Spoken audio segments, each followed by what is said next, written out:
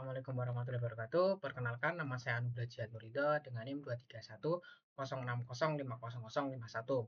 Nah, di sini saya akan sedikit mepresentasikan mengenai mobile computing untuk Bluetooth dan juga Zigbee.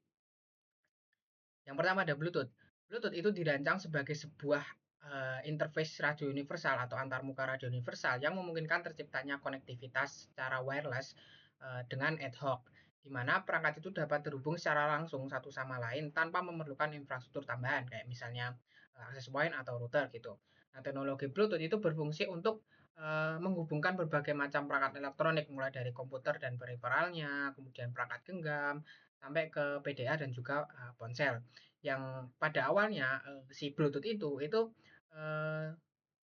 diciptakan itu sebagai solusi modern untuk menggantikan teknologi dari inframerah ya atau IRDA itu. Nah, karena sifatnya yang murah dan mudah diimplementasikan atau dipasangkan, modul Bluetooth itu telah tertanam ya, sudah ditanamkan di beberapa jenis perangkat konsumen secara luas gitu. Dan secara teknis Bluetooth itu beroperasi pada frekuensi ISM 2,45 GHz yang bersifat bebas lisensi atau license free, yang artinya dia bisa digunakan oleh siapapun tanpa memerlukan izin dari siapapun gitu. Nah, teknologi Bluetooth itu memiliki karakteristik operasional yang bisa dibilang cukup khas ya. Yang pertama, jangkauan transmisi yang relatif pendek atau short range. Lalu konsumsi daya yang rendah atau low power, serta kecepatan transfer data yang cenderung rendah atau pelan atau low data rate. Meskipun begitu, Bluetooth itu menawarkan fleksibilitas tinggi ya, karena dia mampu menangani transmisi data sekaligus komunikasi suara atau voice secara bersamaan. Menjadikan Bluetooth itu standar komunikasi jarak dekat yang bisa dibilang cukup efisien gitu. Nah, satunya adalah sejarah dari Bluetooth. Teknologi Bluetooth itu dimulai pada tahun 1994 melalui perusahaan Ericsson dengan nama proyeknya yaitu M-Selling ya. Dan nggak lama nama itu diganti gitu menjadi Bluetooth. Nah, nama Bluetooth itu diadopsi sebagai penghormatan kepada seorang raja yang bernama Harald Blatan Gormsen, Raja Denmark abad ke-10 yang dikenal karena berhasil menyatukan suku-suku di wilayahnya. Penamaan Bluetooth itu mengandung makna yang bisa dibilang mendalam ya, dan juga simbiolis, di mana Bluetooth itu diharapkan menjadi standar wireless yang mampu menyatukan berbagai perangkat digital agar mereka itu dapat saling berkomunikasi satu sama lainnya. Nah, kemudian pada tahun 1998 dengan berdirinya Bluetooth Special Interest Group sebagai organisasi ya, dia yang mengawasi ya dan juga bertanggung jawab untuk pengembangan teknologi Bluetooth gitu. Nah, seiring perkembangan waktunya, teknologi Bluetooth itu mencapai sejarah paling penting ya, di mana pada tahun 2001 dengan peluncuran produk konsumen pertamanya secara massal yang menggunakan spesifikasi versi 1.1. Kemudian tingkat konsumsi pasar yang sangat masif itu terlihat pada tahun 2005 ya, di mana produksinya itu telah mencapai 5 juta chip Bluetooth setiap minggunya. Nah, banyaknya produksi itu nggak lepas ya dari yang namanya peran anggota para pendiri SIG ya, yang terdiri dari raksasa teknologi kayak misalnya Ericsson, Intel, IBM, Nokia, dan juga Toshiba. Yang perusahaan itu kemudian juga diperkuat oleh backingan-backingan yang lebih besar lagi atau perusahaan yang lebih besar lagi, kayak misalnya Microsoft dan Motorola. Nah, untuk secara fungsional sendiri, Bluetooth SIG ya, perusahaan apa namanya organisasi tadi itu dia memegang peranan krusial ya dalam ekosistem wireless secara global melalui apa ya, syarat-syarat spesifikasi dan juga proses sertifikasi produk Bluetooth yang sangat ketat. Nah, jumlah anggota organisasi yang telah mencapai 10.000 anggota, organisasi SHG itu memastikan adanya apa namanya ya, interoperabilitas ya atau hubungan antar perangkat dari berbagai vendor yang berbeda gitu. Jadi melalui sertifikasi resmi SHG itu menjamin bahwa setiap produk yang memiliki label Bluetooth itu sudah memenuhi standar kualitas mereka gitu, dan juga standar teknis yang telah ditetapkan secara internasional gitu. Kemudian yang selanjutnya ada karakteristik. Nah, secara teknis Bluetooth itu beroperasi pada frekuensi ISM. Yang ISM itu artinya itu industrial, scientific, dan juga medical. Frekuensinya itu 2,4 GHz yang dia itu bersifat license tadi ya. Nah, apa namanya, frekuensi 2,4 GHz itu kemudian dibagi menjadi 79 saluran radio atau RF channel dengan pemisahan antara saluran itu sebesar 1 MHz yang membentang dari channel 0 2402 MHz sampai ke channel 78 2480 MHz. Nah, teknologi Bluetooth itu dia menggunakan modulasi GFSK ya atau Gaussian Frequency Shift Keying dengan daya transmisi yang sangat efisien yang ini sekitar 1 sampai 100 miliwatt ya atau selaras dengan fungsinya sebagai teknologi komunikasi jarak pendek dan juga low power gitu. Nah, untuk menjaga koneksi dari interferensi atau gangguan perangkat lain di frekuensi yang sama kayak misalnya WiFi dan juga apa namanya microwave, Bluetooth itu menerapkan teknik frekuensi hopping spread spectrum ya atau FHSS ya. Mekanisme frekuensi hopping itu memungkinkan perangkat Bluetooth itu untuk berpindah frekuensi secara cepat ya sebanyak 1600 lompatan per detik atau 1600 hops per second dalam urutan acak semu ya atau pseudo random yang ditentukan oleh perangkat si master gitu.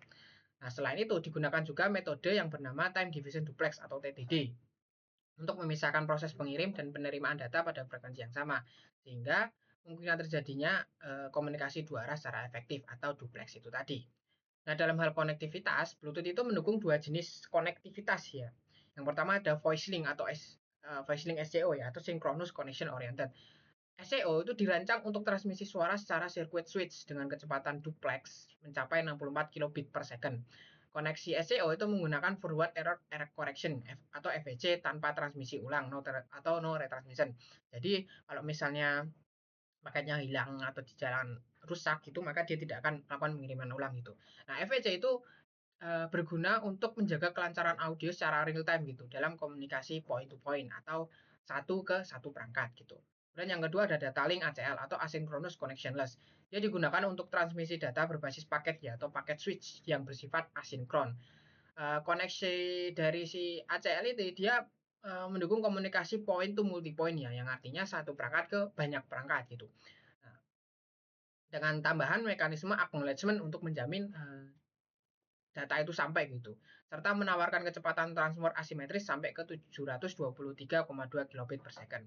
Nah, dari sisi arsitektur jaringan sendiri, perangkat Bluetooth itu membentuk jaringan kecil yang dikenal dengan nama Piconet, yang secara teknis itu menyerupai topologi bintang atau star topologi, dengan satu master di tengah ya, yang mengendalikan sampai ke 7 perangkat slave. Nah, beberapa Piconet yang saling tumpang tindih itu dapat terhubung dan membentuk sebuah kumpulan Piconet yang bernama Scatternet, di mana sebuah perangkat itu dapat menjalankan peran ganda dalam jaringan yang berbeda, sehingga memperluas jangkauan dan juga kapasitas koneksi wireless secara keseluruhan. Kemudian Piconet. Piconet itu didefinisikan sebagai sekumpulan perangkat Bluetooth yang terhubung secara ad hoc, di mana jaringan terbentuk secara otomatis saat perangkat berada dalam jangkauan tanpa memerlukan infrastruktur tetap atau tambahan kayak misalnya router atau access point. Nah, dalam ekosistem Piconet itu terdapat pembagian peran yang krusial ya untuk menjaga kelancaran apa namanya kelancaran koneksi gitu. Yaitu nanti akan satu unit itu bertindak sebagai master atau M yang berfungsi sebagai pengatur jaringan.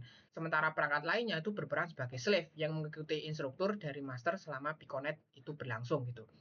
Nah, berhasilnya komunikasi dalam Piconet itu sangat bergantung pada sinkronisasi ya, pola lompatan frekuensi atau hopping pattern. Jadi perangkat master itu bertanggung jawab penuh dalam menentukan pola lompatan-lompatan yang dilakukan gitu. Sementara para slave itu harus menyinkronkan jamnya ya atau waktunya agar mereka itu dapat beroperasi pada frekuensi yang sama dengan si master itu dalam waktu yang presisi yang tepat gitu. Nah, setiap Piconet itu memiliki pola lompatan yang spesifik, sehingga nanti memungkinkan banyak jaringan kecil itu beroperasi di lokasi yang sama secara bersamaan tanpa menimbulkan interferensi atau gangguan sinyal satu sama lainnya. Nah, dari sisi kapasitas atau storage ya, satu Piconet itu dapat mengelola satu master dan hingga 7 slave yang aktif berkomunikasi secara bersamaan. Tapi teknologi Beacon itu juga mendukung efisiensi koneksi melalui berbagai status pengiran. Sebagai terlihat pada gambar itu ya, M atau si master itu dia kan sebagai apa namanya? Sebagai pusat dan juga pengendali jaringan gitu. Kemudian ada si slave yang hijau itu, ya perangkat yang terhubung dan juga aktif berinteraksi dengan master.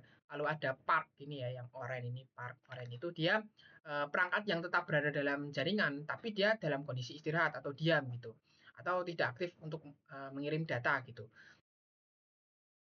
Nah, untuk park sendiri dia bisa sampai ke 200 perangkat gitu yang dapat diparkir di sekitar gitu. Kalau ada SB standby ini ya, yang coklat itu, dia perangkat yang berada dalam jangkauan tapi belum bergabung atau belum tersinkronisasi ke dalam jaringan Piconet gitu. Ini adalah forming a Piconet. Proses pembentukan sebuah Piconet itu sangat bergantung pada kemampuan seluruh perangkat di dalamnya ya untuk melakukan sinkronisasi lompatan ya. Lompatan frekuensi secara bersama-sama atau hopping together. Jadi komunikasi itu dapat terjalin gitu. Setiap perangkat harus berada pada frekuensi yang sama di waktu yang bersamaan pula. Di mana forming Piconet itu sepenuhnya dikendalikan oleh si master gitu. Master akan membagikan informasi ya berupa clock atau jam serta ID perangkatnya si master itu kepada seluruh unit slave yang akan bergabung. Kemudian pola lompatan frekuensi atau hopping patternnya itu ditentukan berdasarkan ID perangkat master yang bersifat unik ya secara global yaitu 48 bit. Sementara waktu perpindahan frekuensinya itu diatur oleh clock atau jam milik si master gitu. Nah, dalam hal efisiensi koneksi, Bluetooth itu menerapkan sistem pengalamatan ya atau addressing yang terbagi menjadi dua kategori utama. Yang pertama ada active member address atau AMA 33 bit ya, 3 bit. Nah, AMA itu dialokasikan khusus untuk perangkat slave yang sedang aktif berkomunikasi dalam jaringan. Kemudian yang kedua ada part member address ya atau PME 8 bit. PME ini digunakan untuk perangkat yang berada dalam mode istirahat atau park ya. Dengan kapasitas 8 bit, seorang master itu mampu mengawasi sampai dengan 255 perangkat yang terparkir ya atau park secara sinkron tanpa harus terlibat dalam pertukaran data saat itu gitu. Nah, di gambar itu di sini itu menunjukkan transformasi ya perangkat dari status standby yang awalnya memiliki waktu internalnya beda-beda nih ya, ini waktunya beda-beda, clocknya beda-beda. Jadi lihat ya, ini waktunya beda-beda, dia standby-nya itu beda-beda. Menjadi satu kesatuan di sini yang tersinkronisasi gitu. Nah, setelah Piconet terbentuk, seluruh perangkat, baik slave maupun park, itu akan menyamakan ritme jamnya masing-masing ya. Lihat ini, lihat ya. Kalau SB dia kan masih beda-beda ya. Awalnya beda-beda, SB-nya itu beda-beda. Kalau misalnya mereka udah jadi slave atau park, mereka akan menyamakan jamnya mereka dengan si master gitu. Agar apa namanya mereka itu apa namanya dapat saling mengirimkan data gitu. Nah, selanjutnya ada scatternet. Jika tadi Piconet itu didefinisikan sebagai jaringan tunggal, maka scatternet itu dapat dipahami sebagai jaringan di dalam jaringan yang terbentuk ketika dua atau lebih Piconet di lokasi yang sama itu saling terhubung melalui mekanisme eh, perangkat secara bersama ya atau sharing device. Nah, scatternet itu dimungkinkan terjadi karena kemampuan unik perangkat Bluetooth untuk menjalankan peran ganda secara bersamaan. Jadi sebuah perangkat itu dapat bertindak sebagai slave di satu Piconet sekaligus menjadi master di Piconet yang lain. Kemudian perangkat yang berada di area tumpang tindih ya atau overlap itu yang di sini overlap kayak gini ya, yaitu tumpang tindih itu dia berfungsi sebagai jembatan komunikasi untuk menyalurkan data antar jaringan Piconet yang berbeda. Nah, untuk Scatternet sendiri dia mengandalkan kemampuan perangkat penghubung untuk apa ya, melompat ya, hopping secara bergantian di antara jaringan tersebut gitu dengan presisi waktu yang sangat cepat dan juga tepat gitu. Jadi setiap Piconet itu memiliki pola lompatan hopping pattern frekuensi yang unik. Perangkat yang jadi jembatan itu harus melakukan sinkronisasi ulang secara instan gitu setiap kali berpindah jaringan agar apa namanya si jembatan tadi itu tetap selaras dengan ritme master di masing-masing Piconet gitu. Nah, dari sisi performa sendiri, jika satu Piconet memiliki kapasitas sebesar 720 kilobit per second, maka pembentukan Scatternet secara efektif itu akan meningkatkan total throughput ya, atau kecepatan di seluruh area karena beban data itu dialihkan ya ke dalam beberapa sub jaringan yang beroperasi secara bersamaan. Nah, bisa dilihat ya di sini ya.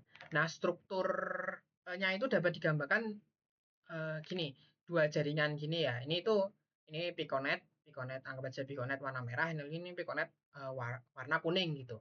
Nah, ketika Piconet itu saling tumpang tindih, overlapping atau bersatu, maka ini bisa disebut dengan scatternet. Nah, Pico bisa disebut dengan scatternet juga itu karena ada di sini ya itu ada satu slave yang menjadi jembatan ya antara dua Piconet gitu.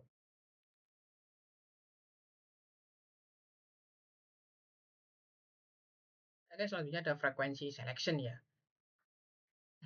Jadi operasional Bluetooth itu didasarkan pada pembagian waktu yang sangat presisi ya, di mana di sini tuh bisa dilihat ya sumbu horizontal T yang di sini ya, ini T, ada T, yaitu penunjukan bagian waktu ya. Kemudian dalam unit kecil, bagian waktu di sini unit kecil yang disebut dengan slot. Jadi setiap slot itu memiliki durasi standar sebesar 625 mikrosecond ya. Dan pada setiap awal slot baru frekuensi itu akan berubah gitu untuk melakukan lompatan. Kayak misalnya gini ya, FK, FK1, FK plus 2, FK plus 3, dan seterusnya. Lompatan itu dilakukan untuk menjaga transmisi itu dari interferensi atau gangguan gitu. Nah, mekanismenya tadi itu memungkinkan fleksibilitas pengiriman data melalui tiga hal ya. Yang pertama itu ada transmisi standar ya. Yang ini nih, transmisi standar itu yang ini. Di mana komunikasi dasar master itu mengirimkan data pada frekuensi FK ya yang dalam satu slot yang kemudian langsung dibalas oleh si slave-nya itu pada frekuensi berikutnya yaitu FK plus 1 di slot berikutnya. Lalu ini untuk paket data yang menengah ya, di mana master itu dapat menduduki sampai tiga slot waktu sekaligus gitu untuk satu paket data tanpa mengubah frekuensi tetap. Jadi dia tetap di FK FK terus gitu. Nah, setelah paket selesai dikirim, sistem itu akan langsung melompat gitu ke frekuensi FK plus 3 gitu karena sudah dimakan sama FK sendiri gitu. Jadi dia nggak lanjut tapi kepotong gitu. Lalu untuk yang terakhir ada transfer yang data yang paling besar ya. Dimana yang paling bawah ini dia tuh dioptimalkan untuk mentransfer data yang sangat masif, yang besar banget gitu. Dimana satu perangkat itu dapat menggunakan 5 slot waktu secara berturut-turut. Ya, lihat ya di FK plus 1 dia itu menggunakan FK plus 1, FK2, FK3, FK4 sampai ke FK5 gitu ya. Jadi setelah proses pengiriman paket selesai ya sama kayak tadi, frekuensi itu akan langsung melompat ke waktu yang udah dihabiskan gitu. Jadi dia nggak urut lagi, tapi dia akan langsung melompat gitu ke berapa waktu yang udah dimakan gitu. Nah, dalam proses komunikasi wireless sendiri, setiap informasi itu baik berupa suara ya, voice ataupun data itu harus dipecah ya menjadi unit kecil yang disebut sebagai paket. Sebuah paket Bluetooth itu memiliki standar arsitektur ya yang terdiri dari 3 komponen utama yaitu ada access code, paket header, dan juga payload. Nah, access code yaitu merupakan bagian pembuka ya yang berfungsi sebagai identitas paket gitu untuk mengenali channel dan memverifikasi akses perangkat dalam jaringan yang sama. Nah, si access code itu umumnya itu diturunkan dari identitas si master gitu dan terdiri dari programmable ya, ini programmable untuk sinkronisasi, lalu ada bagian sync ya untuk sebagai identitas intinya, lalu ada trailer ya, ini dia opsional sebenarnya sifatnya. Lalu untuk paket header ya yang tengah ini, paket header itu bertindak sebagai pusat kontrol pengiriman yang memuat informasi krusial kayak misalnya tadi ada active member address atau AMA untuk menentukan tujuan spesifik dari 7 slave yang aktif serta paket header itu menentukan tipe link gitu nih ya, tipe link dia kan AMA address ada tipe paketnya ya bisa baik suara maupun data.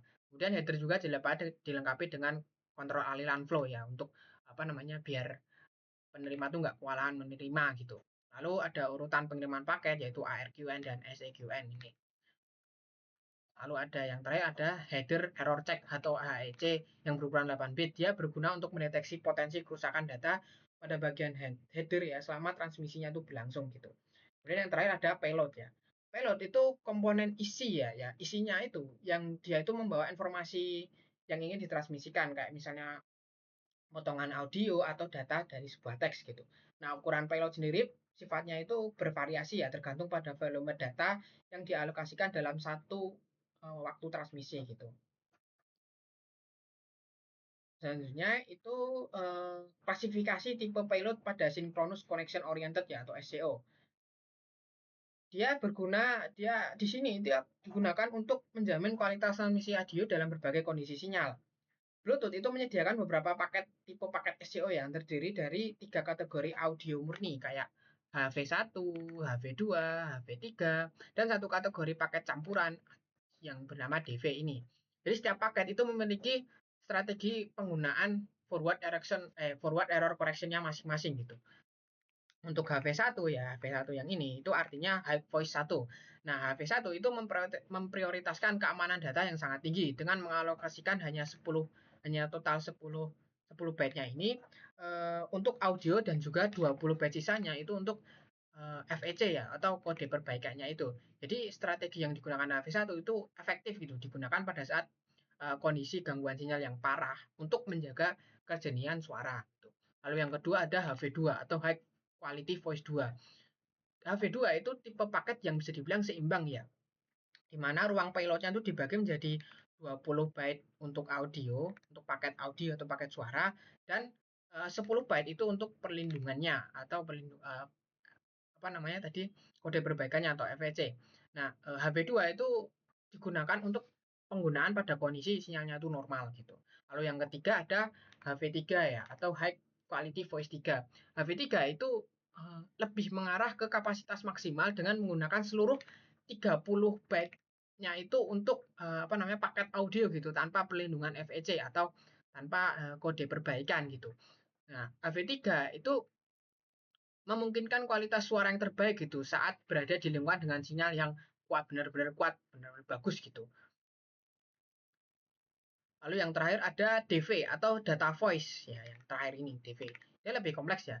DV itu uh, unik ya karena dia mampu mentransmisikan audio yang banyaknya itu 10 byte audio dan juga data ya, data sampai ke 9 byte secara simultan atau bersamaan dalam satu waktu gitu. DV itu juga dilengkapi dengan pelindungan FSC dan juga CRC gitu untuk menjaga informasi gitu. Lalu ada apa ACL pilot types ya. Jadi transmisi data pada connection ACL itu dioptimalkan melalui berbagai tipe paket yang dibedakan berdasarkan penggunaan fitur gitu, koreksi kesalahan fitur dalam jumlah slot waktu yang digunakan. Jadi secara umum paket-paket ACL itu terbagi menjadi dua kategori utama. Yang pertama ada DM. Ya, ada DM dan juga DA. Yang pertama ada DM. DM atau data medium rate itu menggunakan mekanisme 2/3 FEC ya. 2/3 FEC atau forward error correction atau kode perbaikan gitu sebagai proteksi tambahan gitu. Penggunaan kode perbaikan itu menjamin gitu data yang dikirim itu lebih baik gitu pada lingkungan dengan gangguan sinyal yang cukup parah gitu. Meskipun kapasitas data murninya itu menjadi lebih kecil gitu. Ya, dia lebih kecil yaitu pilotnya dari 0 sampai 17 byte aja gitu. Kemudian ada DH ya atau data high rate. DH itu berbeda dengan DM. Paket DH itu nggak menyertakan FEC gitu. Jadi dia DH itu memaksimalkan ruangnya untuk payload. Ya, payload 0 sampai 27 byte gitu. DH itu memungkinkan kecepatan transfer data yang jauh lebih tinggi, tapi lebih rentan terhadap kerusakan data jika kualitas sinyalnya itu jadi buruk gitu. Nah, untuk kapasitas pengiriman data itu juga ditentukan oleh durasi penggunaan slot waktunya masing-masing yang ditandai dengan angka di belakang kode tipe paket ya.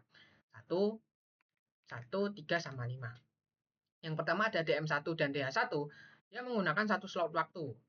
Lebih ideal untuk transmisi data kecil secara cepat. Lalu ada DM3 dan DH3 dia menggunakan 3 slot waktu secara berturut-turut. Nah, DM3 sama DH3 itu mampu membawa data yang cukup banyak ya dari 121 byte sampai 183 byte. Maksudnya dari hingga 121 byte sampai 183 byte. Kalau ada DM5 dan juga DH5 itu paket terbesar tadi ya, yang dia menggunakan 5 slot waktu sekaligus gitu. Nah, mereka menggunakan 5 slot waktu tadi itu untuk efisiensi transfer data maksimal ya, hingga sampai ke 339 byte gitu dalam satu siklus kirim gitu. Jadi setiap paket ACL itu dilengkapi dengan komponen standar yang berupa header untuk instruksi kontrol serta CRC atau cyclist redundancy check pada bagian akhir paket untuk mendeteksi adanya cacat selama proses pengiriman. Lalu ada data rate.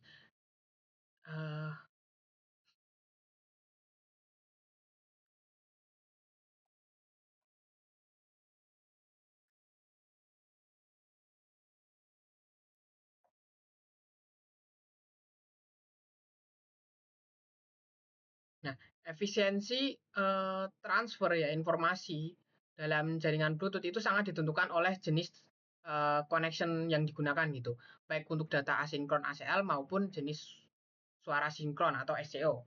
Performa kecepatan itu sangat dipengaruhi oleh jumlah slot waktu yang digunakan serta keberadaan mekanisme koreksi kesalahan atau FEC-nya itu.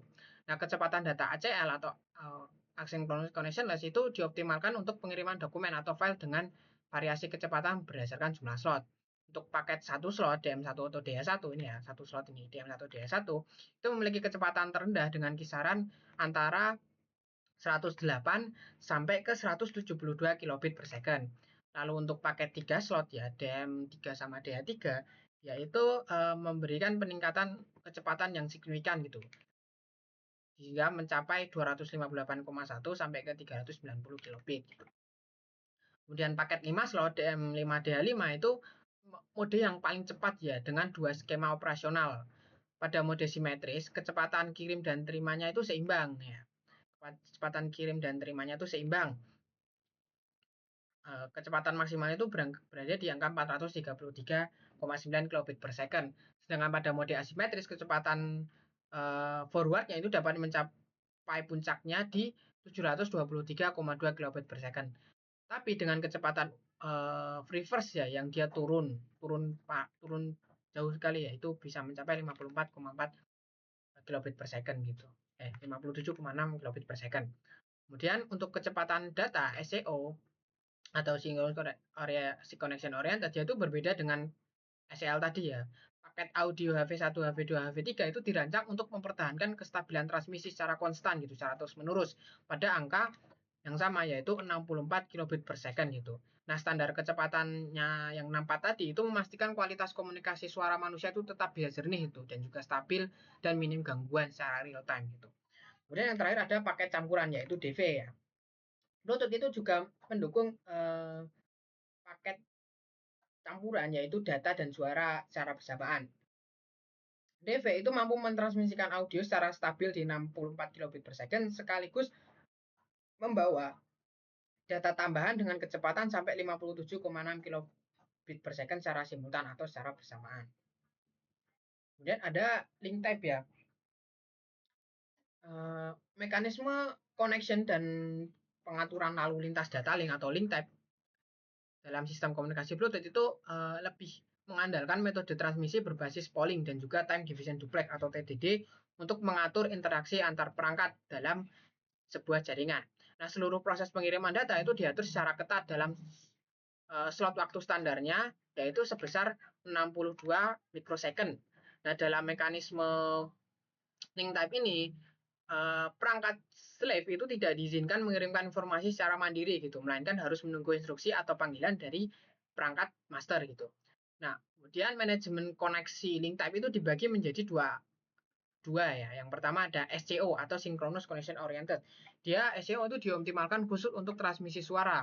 Paket audio dikirimkan secara periodik ya atau bertahap dengan penempatan slot yang tetap untuk menjamin kelancaran komunikasi audio full duplex 64 kilobit per second dalam hubungan atau koneksi point to point satu atau satu. Lalu yang kedua ada ACL atau Asynchronous Connectionless.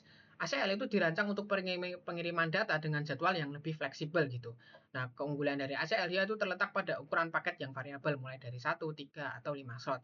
Serta support ya terhadap koneksi point to multi point.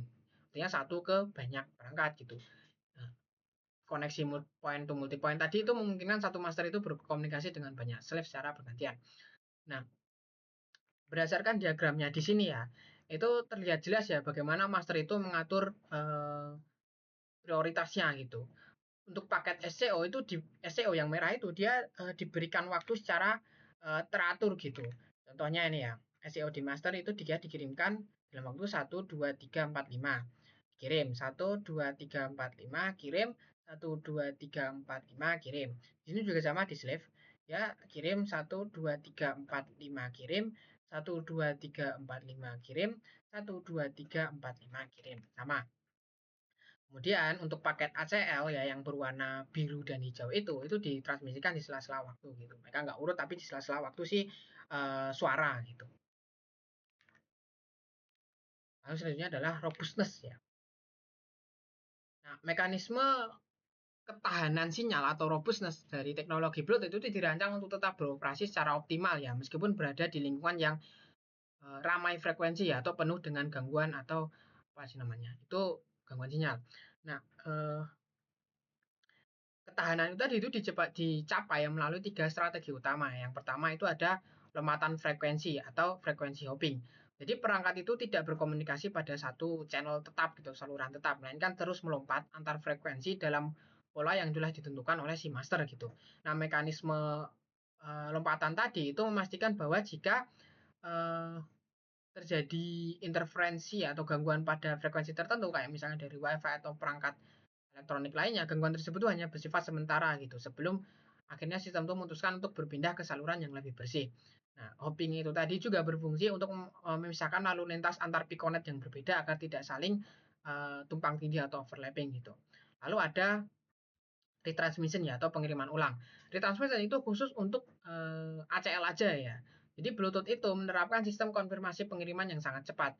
Jika sebuah paket terdeteksi rusak atau tidak sampai, itu dia akan ditandai dengan kode NAK, ini yang merah itu, NAK, atau negative acknowledgement.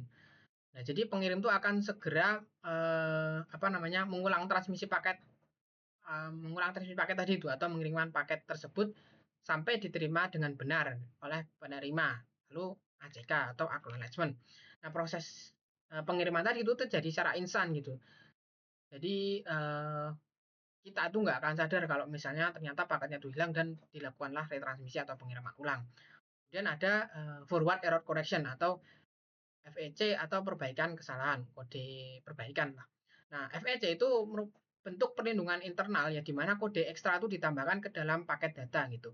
Nah, dengan adanya FEC itu perangkat penerima itu memiliki kemampuan untuk mendeteksi dan juga memperbaiki kerusakan data secara mandiri gitu tanpa memerlukan pengiriman ulang atau retransmission.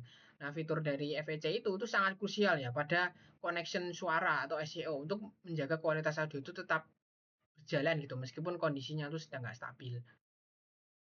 Lalu untuk perkembangan Bluetooth sendiri itu mencatat beberapa fase penting ya yang secara konsisten itu meningkatkan performa, efisiensi dan juga kemudahan penggunaan bagi konsumen gitu. Yang pertama ada Bluetooth 1.1 dan 1.2. Ya awal 2000-an lah. Bluetooth 1.1 itu hadir sebagai standar komersial stabil pertama yang menggunakan IEEE 802.15.1 pada tahun 2002. Lalu versi 1.2 itu memperkenalkan yang namanya ESCO atau Ascending SEO yang memungkinkan variasi bitrate dan transmisi ulang untuk meningkatkan kualitas audio serta fitur AFH atau Adaptive Frequency Hopping untuk menghindari interferensi atau gangguan frekuensi dengan perangkat lain secara pintar gitulah. Jadi dia mandiri gitu. Lalu ada Bluetooth 2.0 plus EDR 2004, dia memberikan peningkatan performa yang signifikan ya melalui fitur EDR atau Enhanced Data Rate yang meningkatkan kecepatan transfer data sampai ke 3 megabit per second. Nah, selain lebih cepat, versi 2.0 plus EDR ini dia lebih hemat energi ya karena siklus kerjanya itu yang lebih singkat. Jadi memungkinkan perangkat itu kembali ke mode sleep atau istirahat lebih awal gitu. Lalu ada Bluetooth 2.1 plus EDR pada tahun 2007. Nah, Bluetooth yang ini itu bisa dibilang aspek kemudahan dan juga keamanan gitu. Jadi proses penyambungan perangkat atau pairing itu menjadi jauh lebih praktis gitu. Salah satunya melalui teknologi NFC. Nah, di samping itu sistem keamanannya itu juga diperkuat gitu untuk menjamin koneksi yang lebih terlindungi gitu. Lalu ada Bluetooth 3.0 plus HS ya pada tahun 2009. Nah, versi yang ini itu memperkenalkan fitur high speed ya atau HS yang mampu mencapai kecepatan transmisi itu hingga 24 megabit per megabyte atau megabit per second. Nah, mekanismenya itu bekerja secara hybrid ya di mana protokol Bluetooth itu digunakan untuk proses penyambungan atau pairing, sementara pengiriman data besar itu dialihkan menggunakan um, jalur koneksi WiFi yang tersedia pada perangkat secara bersamaan gitu. Yang selanjutnya ada Bluetooth 4.0 ya atau awal era modern. Nah, Bluetooth ini tuh menjadi titik balik strategis yang membagi ekosistem Bluetooth itu menjadi tiga kategori utama untuk kebutuhan yang berbeda. Ya, itu klasik Bluetooth ya untuk memenuhi standar seperti radio, lalu ada Bluetooth high speed untuk transfer data yang masif dan juga Bluetooth low energy atau BLS sebagai inovasi terbaru untuk efisiensi dan daya gitu.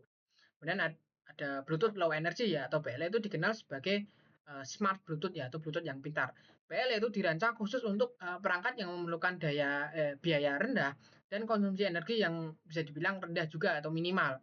Keunggulan dari BLE itu memungkinkan perangkat itu beroperasi dalam waktu yang sangat-sangat lama hanya dengan baterai seukuran kancing yang sangat kecil gitu. Yang menjadikan BLE itu standar utama pada perangkat kayak misalnya kesehatan, kebugaran, dan juga sistem keamanan. Dari sisi teknis sendiri, BLE itu mengoptimalkan proses koneksi dengan hanya menggunakan 40 saluran frekuensi. Berbeda kayak Bluetooth klasik tadi yang dia menggunakan 79 saluran gitu. Ini ya. Kemudian ada Bluetooth klasik ya. Bluetooth klasik itu beroperasi dengan prinsip connection oriented ya, di mana koneksi komunikasi antar dua perangkat itu akan terus dipertahankan secara aktif meskipun tidak ada data yang ditransmisikan. Nah, karakter dari si klasik tadi itu menyebabkan perangkat itu harus tetap dalam kondisi terjaga, yakni eh, yang secara langsung itu berdampak pada konsumsi daya baterai. Nah, untuk mengoptimalkan efisiensi energi, Bluetooth Classic itu menerapkan mekanisme yang namanya sniff mode ya, atau mekanisme sniffing gitu ya. Sniff itu apa? Hirup gitu. Mekanismenya itu fitur sniff mode itu memungkinkan perangkat itu untuk memasuki mode tidur gitu, hanya aktif kembali pada waktu-waktu tertentu, misalnya setiap 100 milisecond gitu, untuk uh, memeriksa data yang baru dikirim gitu. Nah, kemudian untuk implementasinya sendiri, mode sniffing itu sangat efektif dalam memperpanjang masa pakai baterai perangkat hingga waktu hitungan berbulan-bulan gitu. Nah, dari sisi performanya, arus transmisi puncaknya atau peak transmit current-nya pada Bluetooth klasik itu umumnya berada di kisaran 25 mikroampere atau miliampere. Meskipun konsumsi dayanya itu tercatat lebih rendah dibandingkan standar radio lainnya, angkanya tadi itu masih dianggap terlalu tinggi tuh untuk perangkat elektronik yang kecil banget gitu. Oleh karena itu, Bluetooth Classic itu dinilai belum cukup optimal ya untuk aplikasi yang mengandalkan baterai kancing ya, atau coin cells, atau sistem uh, energi harvesting ya, atau pemanen energi yang kemudian memicu standarisasi teknologi Bluetooth Low Energy atau BLE. Kemudian yang selanjutnya, uh, inovasi dan juga karakteristik uh, ya dari si Blue Low Energy atau BLE. BLE itu hadir sebagai teknologi radio jarak pendek yang bersifat terbuka atau open dan benar-benar yang baru gitu. Nah, berbeda dengan versi yang dulu, BLE itu tidak dikembangkan berdasarkan struktur butuh plastik ya, atau BR atau EDR.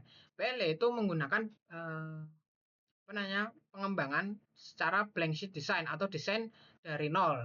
Nah, strategi yang digunakan tadi itu mungkin BLE itu dioptimalkan sepenuhnya untuk penggunaan daya yang sangat-sangat rendah gitu. Yang menjadikan BLE itu solusi ideal bagi perangkat zaman sekarang ya, yang masa-masa kini yang membutuhkan efisiensi energi yang cukup ekstrim gitu. Kemudian keunggulan utama dari optimasi daya itu adalah dukungannya terhadap penggunaan baterai baterai yang ukurannya kayak kancing ini ya, yang kayak kancing ini atau coin cell ya, sebagai sumber energi utama. Efisiensi yang dilakukan tersebut dibuktikan melalui statistik penggunaan arus yang sangat minimal, kayak arus puncak peak current yang memerlukan kurang dari 20 MA ya saat melakukan transmisi data. Lalu ada dia hanya berada pada kisaran kurang dari 5 mikroampere ya, sebuah angka yang sangat kecil sehingga mungkin perangkat itu tetap beroperasi dalam jangka waktu yang benar-benar sangat lama gitu. Lalu yang selanjutnya adalah pemilihan teknologi wireless jarak pendek itu sangat tergantung pada jenis data yang ditransmisikan dan kebutuhan efisiensi daya. Dalam ekosistem wireless, teknologi yang diklasifikasikan itu berdasarkan kemampuannya menangani beban kerja gitu. Misalnya di sini itu Bluetooth ACL tadi ya. Itu hanya bisa mengirim data dan audio. Lalu untuk ECO atau ECO SCO itu hanya voice. Bluetooth Low Energy itu hanya state ya. Lalu ada WiFi itu dia bisa banyak ya, WiFi itu bisa voice, data, audio, video. Lalu WiFi direct itu hampir sama kayak WiFi tapi dia nggak bisa video. Lalu Zigbee itu untuk state dan N juga untuk state ya. Jadi untuk PLE, Zigbee, N itu sama-sama di state gitu.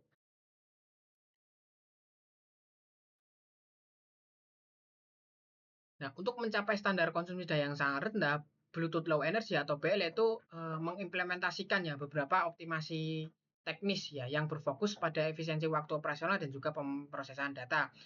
Nah, eh, BL itu menggunakan paket data pendek ya, di mana ukuran paket data yang sangat kecil ya untuk meminimalkan durasi aktif perangkat gitu. Strategi yang dilakukan itu secara efektif mengurangi arus puncak pada saat transmisi data atau TX peak current ya, dan memperpendek waktu penerimaan data atau RX time, sehingga perangkat itu dapat lebih cepat kembali ke mode tidur atau sleep mode. Gitu.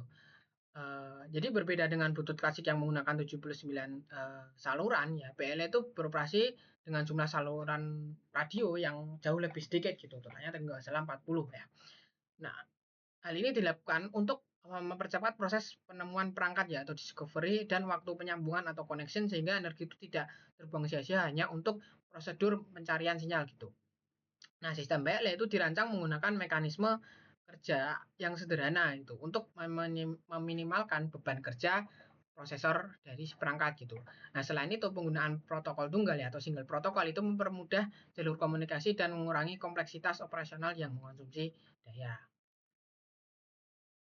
Nah, PLE itu dirancang dengan spesifikasi yang mengutamakan efisiensi ekstrim ya, tanpa mengorbankan performa dari komunikasinya.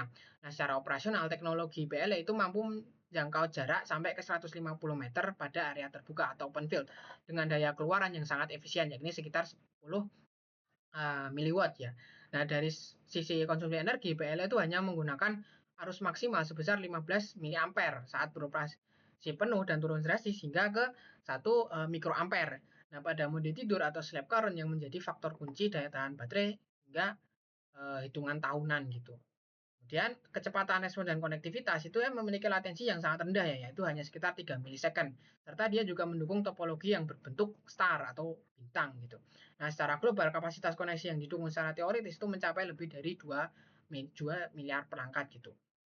Nah, PL itu juga menggunakan modulasi GFSK pada frekuensi 2,4 GHz. Hal ini dilakukan untuk menjaga datanya gitu. PLE itu menerapkan adaptive frequency hopping guna menghindari interferensi atau gangguan sinyal secara otomatis serta menggunakan kode pengaman 24 bit CRC untuk menjamin paket data tersebut gitu.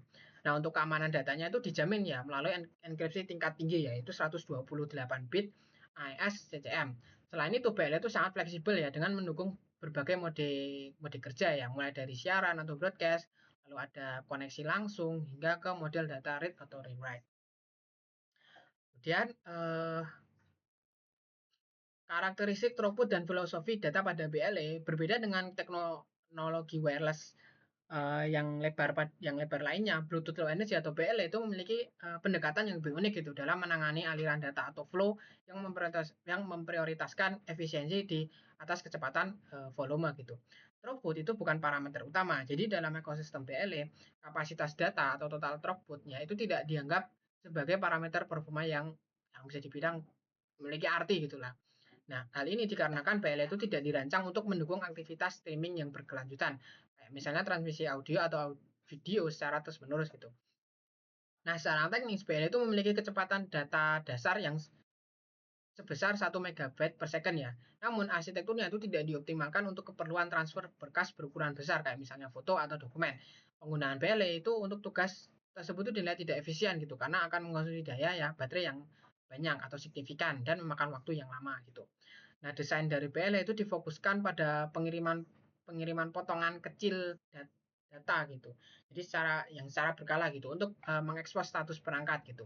Nah, implementasi utama yaitu mencakup transmisi data sensorik sederhana seperti status baterai, laporan suhu ruang atau frekuensi detak jantung. Yang dia tuh hanya memerlukan jalur data itu minimal namun sangat responsif gitu. PLE itu dioptimalkan secara khusus gitu untuk mentransfer data dalam potongan kecil tadi ya, padat dan juga terpisah atau diskret. Contoh data yang ideal seperti di sini itu membaca sensor suhu ini 23,2 derajat Celcius, lalu status kecepatan 60,5 km per jam ya, lalu informasi waktu, lalu ada sampai ke status jaringan gitu kayak network available atau unavailable gitu. Nah, apa namanya? Bluetooth sendiri dia menggunakan model antarmuka GATT atau Generic Attribute Profile yang sangat sederhana dan terorganisir untuk mempermudah komunikasi antar perangkat gitu. Kemudian arsitektur BLE itu disusun dalam model berlapis ya yang memisahkan fungsi perangkat keras dan juga perangkat lunak untuk efisiensi komunikasi yang maksimal. Nah, struktur tadi itu dibagi menjadi 3 tingkatan utama ya. Yang pertama itu ada controller, yang bawah ini controller. Nah, controller itu bagian perangkat keras yang bertanggung jawab penuh ya terhadap manajemen sinyal radio ya. Jadi di dalamnya itu terdapat physical layer untuk transmisi bit data melalui gelombang radio. Lalu ada link layer yang mengatur mekanisme koneksi serta keamanan dasar, dan direct test mode yang dikhususkan untuk pengujian performa radio. Lalu yang tengah itu ada host. Besar sendiri ini host. Host itu bagian perangkat lunak yang bertindak sebagai otak yang mengelola protokol komunikasi dan keamanan data. Komponen krusialnya itu meliputi seperti L2CAP atau Logical Link Control and Adaptation Protocol, lalu ada Security Manager ya untuk enkripsi, serta GAP yang mengatur prosedur penemuan dan juga penyambungan perangkat gitu. Jadi inti dari pertukaran data pada lapisan ini itu dikendalikan oleh ATT dan GATT yang masing-masing itu mengatur metode pengiriman dan standarisasi struktur data gitu. Lalu yang atas sendiri ada si apps ya, yang sederhana ya, application gitu. Apps itu merupakan apps itu apa ya? Tempat terjadinya interaksi antara pengguna dengan aplikasi gitu. Nah, di sini itu data mentah dari lapisan bawah itu diproses untuk ditampilkan kepada pengguna atau user, kayak misalnya aplikasi kebugaran yang memvisualisasikan data jejak jantung dan juga sensor wireless gitu. Lalu ada BLF device mode. Nah, dalam ekosistem wireless saat ini, perangkat itu dikategorikan berdasarkan kemampuannya menjalankan protokol Bluetooth untuk mengoptimalkan fungsionalitas dan juga konsumsi daya. Yang pertama ada dual mode ya, atau mode ganda. Perangkat dalam kategori ini itu memiliki kemampuan untuk menjalankan Bluetooth klasik ya, atau BR atau EDR ya, dan Bluetooth low energy atau BLE secara bersamaan. Nah, umumnya itu diimplementasikan pada perangkat pusat ya, kayak misalnya smartphone atau laptop yang berfungsi sebagai hub komunikasi. Nah, keunggulan utama dari dual mode sendiri itu adalah fleksibilitas untuk terhubung ke perangkat dengan kebutuhan data yang besar, kayak misalnya speaker musik, sekaligus mengelola sensor kecil yang mengutamakan efisiensi daya. Lalu yang kedua ada single mode atau mode tunggal. Nah, perangkat itu hanya mengimplementasikan protokol Bluetooth Low Energy ya, atau BLE. Nah, single mode itu ditunjukkan khusus untuk perangkat baru atau aplikasi sensorik dengan keterbatasan sumber daya baterai ya, kayak misalnya jam tangan digital, remote control, atau sensor medis gitu. Nah, desainnya yang jauh lebih sederhana itu memungkinkan efisiensi biaya uh, dan juga penghematan energi yang bisa dibilang sangat ekstrim gitu.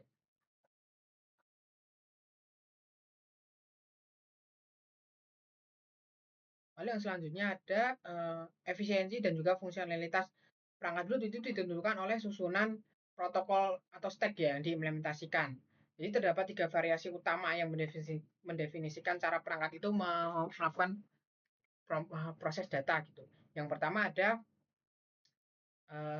BR or DR ya.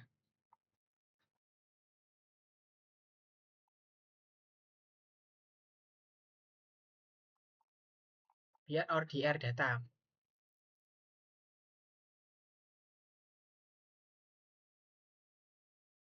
Nah, BR data itu arsitektur tradisional yang dioptimalkan untuk aliran data yang berkelanjutan atau kontinu. Fokus utamanya adalah pengelolaan data melalui bawah sendiri ya, yaitu link manager dan juga RFCOM protocols dengan dukungan profile kayak misalnya serial port profile untuk komunikasi data yang standar.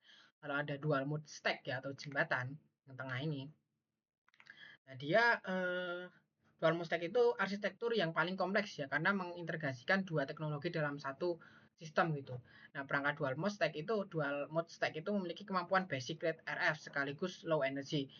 RF pada sisi protokol ya menjalankan jalur klasik biru gitu, dan juga jalur atribut khas BLE yang warnanya hijau itu secara paralel. Nah, integrasinya itu atau penggunanya itu mungkin perangkat pusat kayak misalnya ponsel untuk mengelola transmisi audio yang memiliki bandwidth tinggi sekaligus menerima pembaruan status dari sensor hemat daya secara simultan bersamaan. Lalu yang terakhir yang kanan sini itu ada single mode stack ya. Ya, dia khusus untuk BLE. Nah, single mode stack itu merupakan susunan yang paling ramping ya dan efisien karena hanya mengandalkan low energy RF dan protokol atribut. Nah, karena struktur perangkatnya lunak yang sangat sederhana, perangkat ini tuh membutuhkan memori dan daya yang sangat minimal gitu. Menjadikan single mode stack itu solusi ideal untuk sensor kecil yang menuntut operasional cepat dan juga irit energi. Nah, Lapisan fisik BL itu dirancang untuk menyeimbangkan efisiensi energi dengan jangkauan komunikasi yang optimal melalui parameter teknis sebagai berikut ya. Yang pertama ada frekuensi operasional. BL itu beroperasi pada frekuensi 2,4 GHz ISM ya, yaitu Industrial, Scientific, and Medical, yang merupakan standar global wireless yang bebas lisensi ya. Nah, teknologi BL itu tadi itu menggunakan modulasi 1 Mbps GFSK atau Gaussian Frequency Shift Keying. Salah satu keunggulan teknisnya itu adalah indeks modulasi yang lebih besar dibandingkan Bluetooth klasik atau BR yang secara langsung berkontribusi pada pencapaian jangkauan atau range sinyal yang lebih baik gitu. Nah, untuk mempercepat proses koneksi dan menghemat daya, BL itu hanya menggunakan 40 saluran RF dengan jarak antar saluran sebesar 2 MHz gitu. Nah, alokasinya itu berbeda ya dengan Bluetooth klasik yang menggunakan 79 saluran dengan spasi yang dia spesial yang lebih rapat gitu. Nah, posisi frekuensi tengah untuk setiap saluran itu ditentukan secara sistematis menggunakan rumusnya ini ya, F2402 plus 2 dikali K MHz gitu. Di mana K itu mempresentasikan nomor saluran ya yaitu mulai dari 0 sampai ke 39 gitu. Nah, meskipun secara fisik ya PL itu memiliki 40 saluran, sistem membaginya secara statik itu menjadi dua kategori utama ya untuk memastikan proses koneksi yang instan dan penggunaan daya yang minimal gitu. Yang pertama ada saluran iklan ya atau advertising channel, apa 3 saluran. Nah, dia terdiri dari saluran nomor 37, 38, sama 39. Nah, fungsinya dia digunakan oleh perangkat itu untuk menyiarkan identitasnya ya atau beacons untuk memindai perangkat lain guna memulai proses penyambungan atau pairing gitu ya. Nah, penempatan frekuensinya itu dipilih pada area yang biasanya itu bebas dari interferensi kayak misalnya WiFi gitu untuk menjamin kecepatan penemuan perangkat bindingnya ya. Kemudian yang kedua ada saluran data channels yang berupa 37 saluran ya. Nah, dia terdiri dari saluran nomor 0 sampai ke 36 ya. Nah, setelah koneksi terjalin, pertukaran informasi itu kayak misalnya data atau sensor itu dilakukan sepenuhnya melalui saluran-saluran dari 0 sampai 36 itu tadi. Nah, sistem itu menggunakan mekanisme lompatan ya atau hopping frekuensi di antara ke 37 saluran gitu untuk menghindari gangguan sinyal yang lain gitu selama sesi data atau sesi connection itu berlangsung gitu.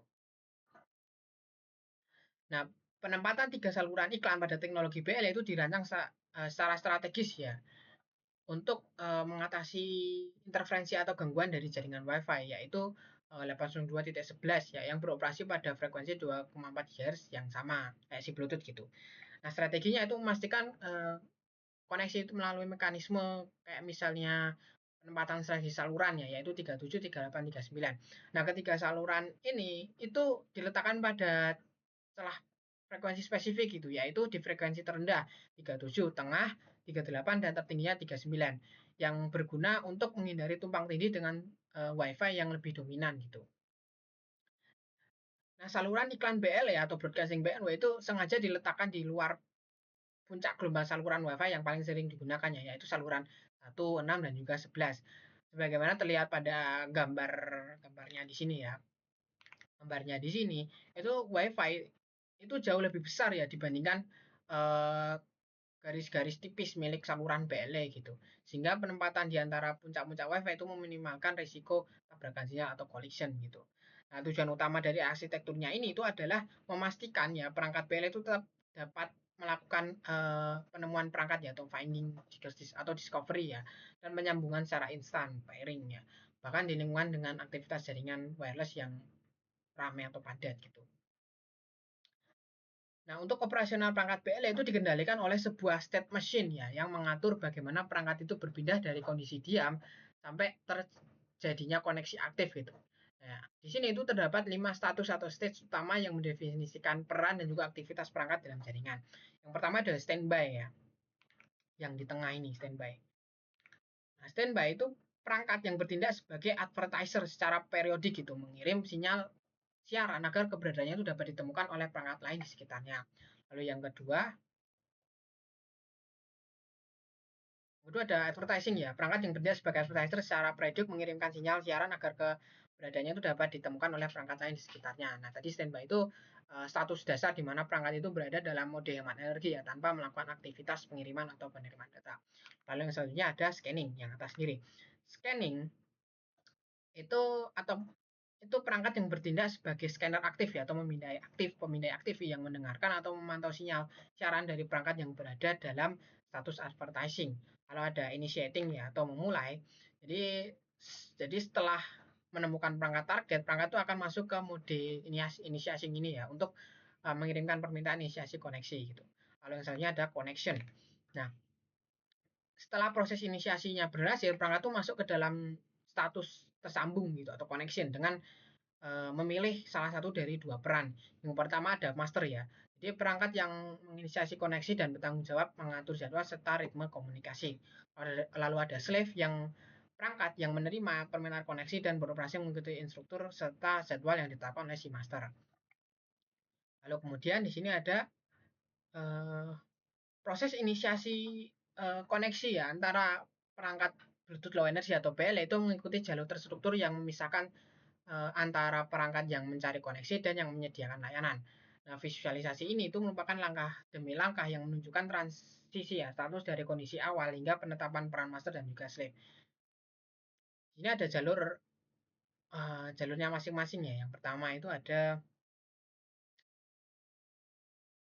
coba ke arah yang slave dulu ya, yang sebelah kiri dulu.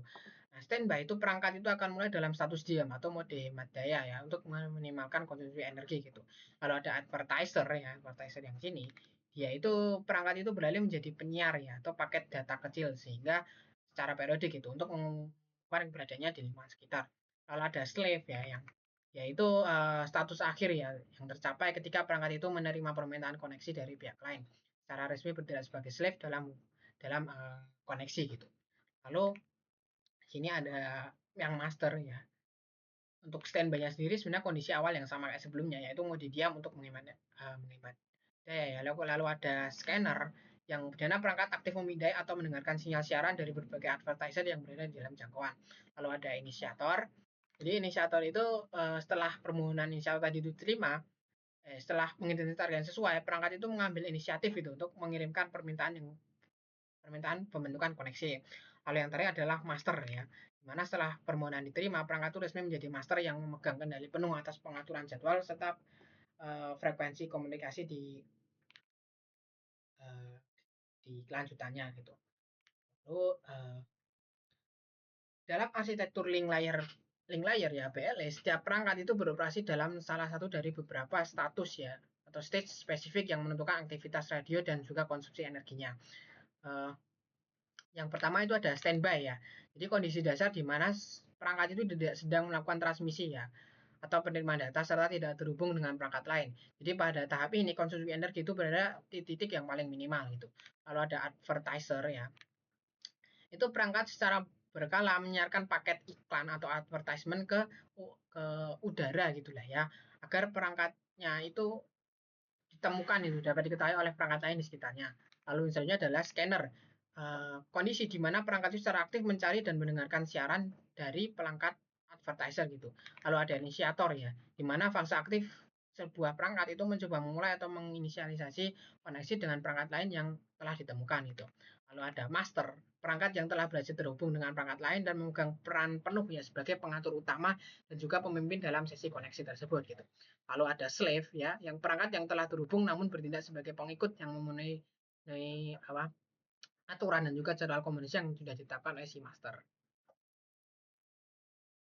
Nah, setelah memahami ya tadi berbagai status perangkat ya, proses beriklan itu merupakan langkah krusial gitu agar perangkat itu dapat ditemukan melalui 3 saluran khusus, yaitu saluran 37, 38, dan juga 39. Nah, mekanisme itu melibatkan interaksi antara unit peripheral dan juga sentral dengan urutan kerjanya itu seperti ini gitu. Perangkat peripheral itu bertindak sebagai advertiser ya, yang secara berkala yaitu mengirimkan paket iklan yang berupa ADV IND. Sementara perangkat sentral itu bertindak sebagai sender yang mendengarkan sinyal yang dikirim itu, dapat mengirimkan permintaan pindai gitu atau scan rec jika membutuhkan informasi lebih lanjut gitu. Nah, perangkat peripheral itu akan menanggapi permintaan tersebut dengan paket scan RSP untuk menyediakan informasi tambahan tanpa perlu membentuk koneksi terlebih dahulu gitu. Nah, dalam satu siklus iklan, paket itu dikirimkan secara berurutan gitu, mulai dari saluran 37, 38 sampai ke 39 dengan jeda waktu yang sangat singkat, yaitu kurang dari 10 milisecond, milidetik gitu antar pengiriman. Nah, perangkat BL itu melakukan siaran iklan karena beberapa alasan strategis ya. Yang pertama, untuk mengirimkan data secara terbuka kepada perangkat apapun di sekitarnya. Lalu mengirimkan informasi yang telah ditandatangani secara digital kepada perangkat sebelumnya yang sudah terikat atau sudah bounded gitu. Lalu memberitahu ketersediaan perangkat kepada unit lain yang ingin melakukan koneksi, melakukan inisiasi koneksi kembali secara asinkron yang dipicu oleh kejadian lokal tertentu. Nah, Bluetooth Low Energy atau BL itu mendefinisikan 4 kategori utama iklan gitu untuk mengakomodasi berbagai skenario penggunaan. Mulai dari koneksi yang terbuka sampai ke siaran informasi yang tertutup. Yang pertama itu adalah connectable undirected, dapat disambung dan tidak terarah.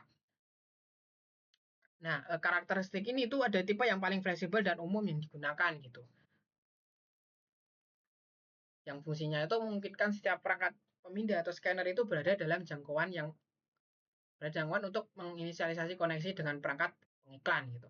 Lalu yang kedua ada connectable directed atau dapat disambung dan terarah. Dia bersifat private dan spesifik. Berfungsi hanya untuk mengizinkan satu perangkat tertentu yang alamatnya telah ditentukan untuk memulai koneksi. Metode yang saat ini itu sangat efektif gitu untuk menyambung ulang ke ulang secara cepat ke perangkat yang sudah dikenal sebelumnya atau sudah bounded sebelumnya. Lalu ada non-connectable undirected, tidak dapat disambung dan tidak terarah. Dia murni bersifat siaran atau broadcast ya. Berfungsi sebagai perangkat, hanya mengirimkan data tanpa membuka peluang untuk membentuk koneksi resmi. Nah, tipe yang ini itu sering digunakan gitu oleh perangkat beacon untuk menyebarkan data hingga 21 byte. Lalu ada discoverable undirected, dapat ditemukan dan tidak terarah. Dia bersifat informatif tanpa koneksi. Perangkat pemindah itu diperbolehkan meminta informasi tambahan ya dari pengiklan, namun tidak dapat diizinkan untuk melakukan penyambungan resmi dengan perangkat tersebut gitu. Lalu di tahap ini itu merupakan fase krusial ya, di mana hubungan antara perangkat sentral dan periferal itu beralih dari pengenalan sinyal iklan menuju ke pertukaran data yang terstruktur. Nah, proses ini itu diatur oleh mekanisme yang pertama itu inisiasi koneksi dan penentuan peran ya. Jadi koneksi itu dimulai ketika perangkat periferal itu mengirimkan paket iklan ya atau ADVIND yang kemudian direspons oleh perangkat sentral dengan permintaan koneksi atau connection line. Nah, segera setelah permintaan diterima, perangkat sentral itu mengambil peran sebagai master, sementara periferal itu bertindak sebagai slave gitu.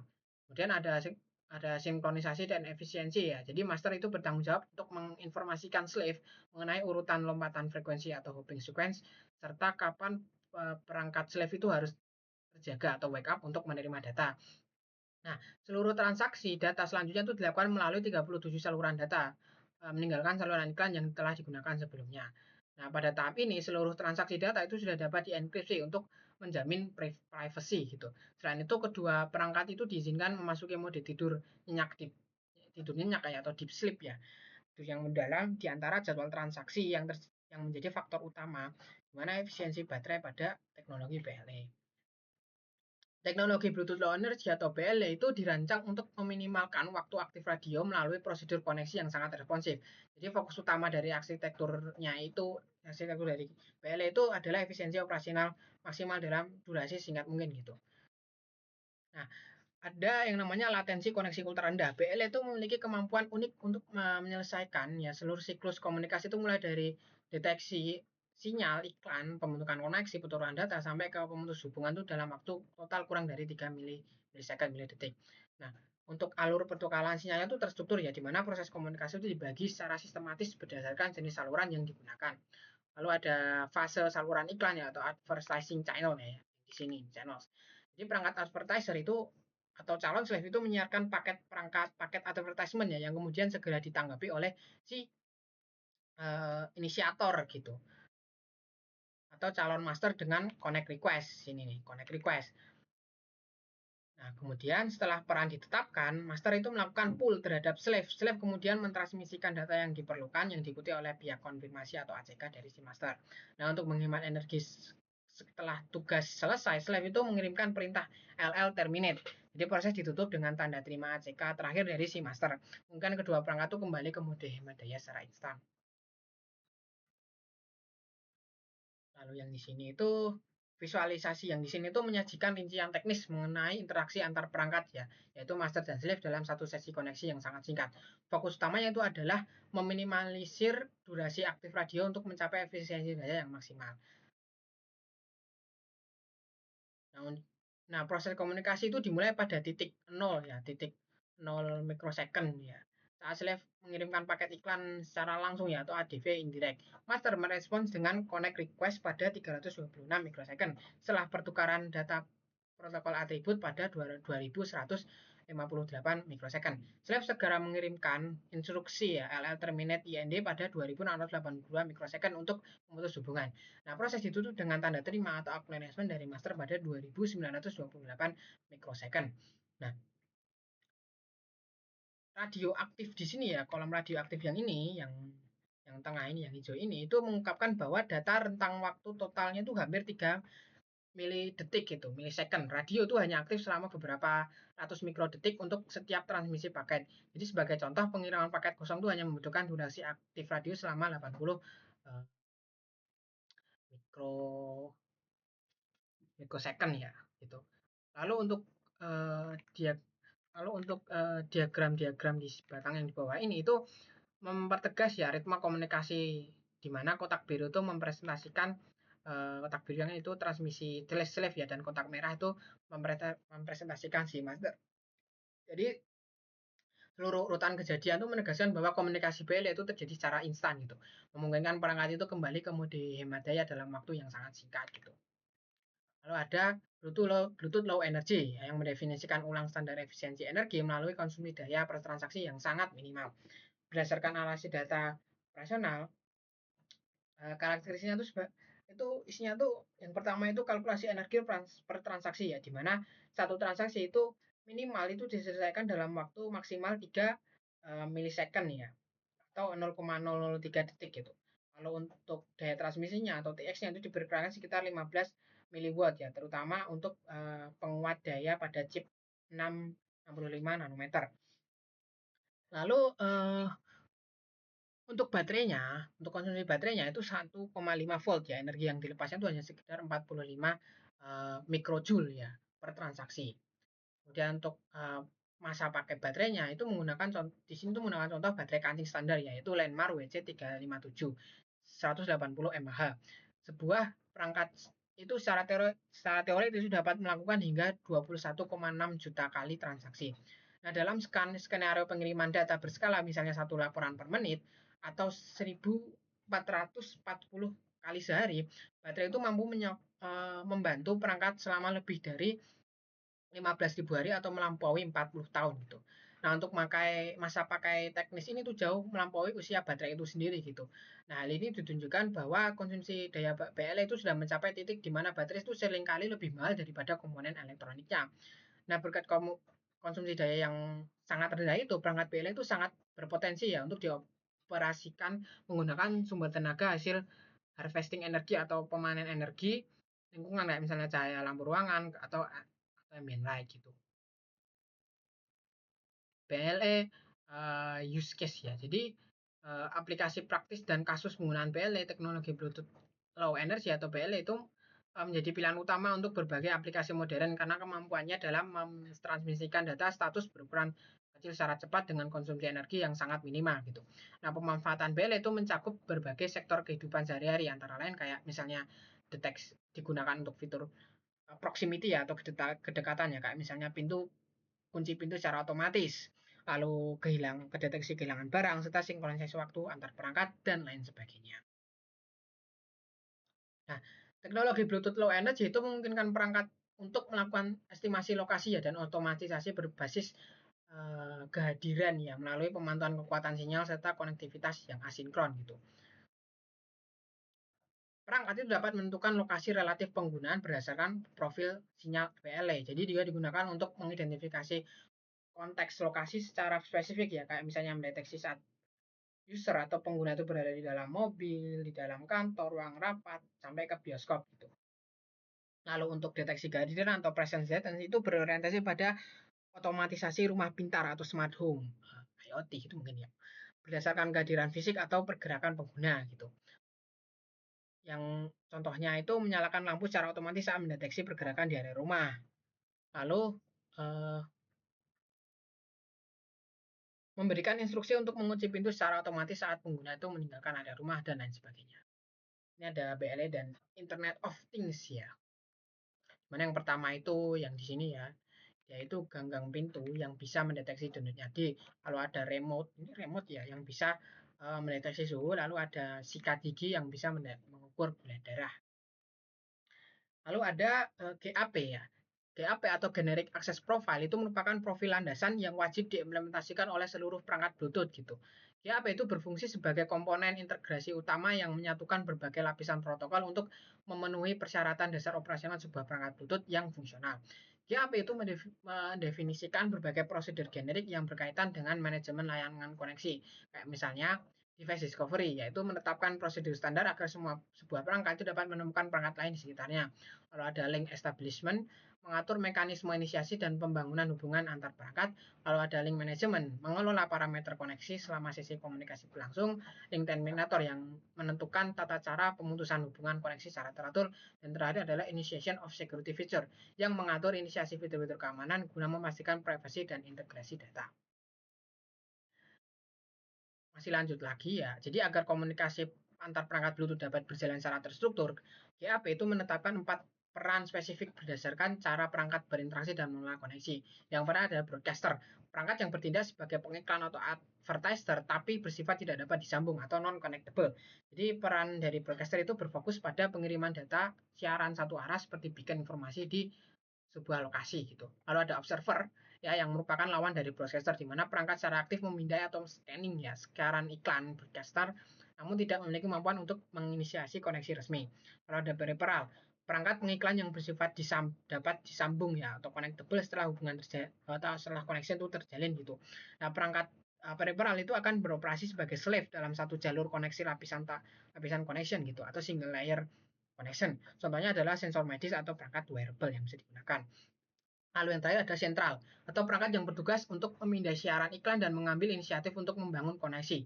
Unit sentral itu beroperasi sebagai master dan memiliki kemampuan untuk mengolah satu atau beberapa koneksi lapisan tautan secara simultan atau bersamaan kayak misalnya smartphone atau tablet. GAP itu mengatur bagaimana perangkat Bluetooth itu berinteraksi secara berpasangan ya untuk memastikan efisiensi pengiriman data sesuai kebutuhan aplikasi. Contohnya kayak pasangan broadcast ya, broadcast dengan observer ya. Ya, yang merupakan komunikasi satu arah. Contohnya sensor suhu atau temperatur sensor yang bertindak sebagai broadcaster yang secara kontinu menyiarkan data ke lingkungan sekitar. Nah, perangkat penampil atau temperatur display itu bertindak sebagai observer yang mendengarkan siaran tersebut gitu. Nah, untuk karakteristik dari yang pertama ini dia datanya tuh mengalir satu arah gitu tanpa memerlukan koneksi timbal balik. Jadi dia sangat efektif untuk pemantauan status publik secara massal gitu. Lalu yang kedua ada eh, peripheral dan juga sentral ya, merupakan komunikasi dua arah. Contohnya jam tangan pintar ya atau smartwatch yang bertindak sebagai peripheral yang terhubung ke ponsel pintar atau mobile phone atau smartphone sebagai sentralnya gitu. Nah, hal ini tuh terjadi pembentukan koneksi resmi di mana ponsel itu berperan sebagai master yang mengelola sesi dan jam tangan berperan sebagai slave gitu.